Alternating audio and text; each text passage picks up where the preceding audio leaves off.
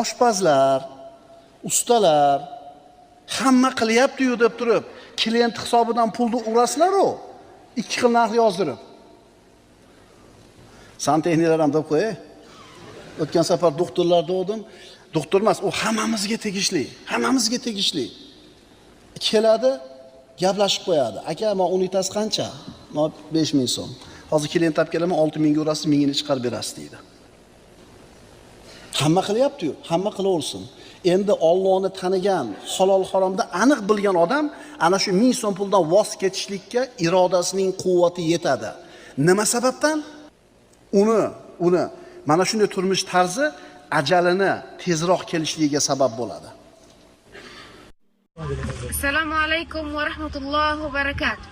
Yaqulullohu ta'ala mathalul ladzina yunfiquna amwalahum fi sabilillah kamathali habatin anbatat sab'a sanabil